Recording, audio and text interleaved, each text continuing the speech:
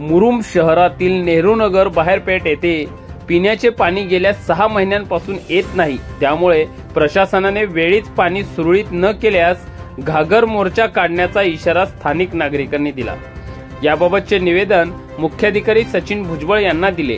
निवेदनात म्हटले आहे की मुरुम नगर परिषदेच्या हद्दीतील नेहरू नगर बाहेरपेठ या भागात गेल्या 6 महिन्यांपासून पिण्याचे पाणी येत नसल्याने नागरिकांत प्रचंड नाराजी आहे।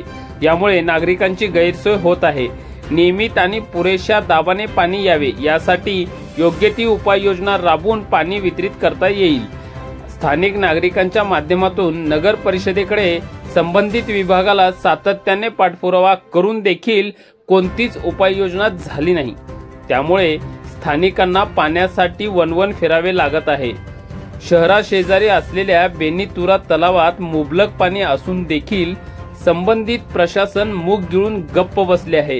यासाठी वेळोवेळी माहितीही संबंधित पाणी पुरवठा विभागास दिली आहे, तरी अद्यापर्यंत काम टाळाटाळ केली जात असून कोणतीच उपाययोजना झाली नसल्याने येत्या 8 दिवसात पुरेशा प्रमाणात आणि नियमित तसेच उच्च दाबाने पाणी पुरवठा सुरू न झाल्यास या मागण्यांसाठी मुरुम नगर परिषदेवर स्थानिक नागरिकांच्या वतीने व महिलांसह घागर मोर्चा आंदोलन करण्यात येणार असल्याचा इशारा देण्यात आला आहे।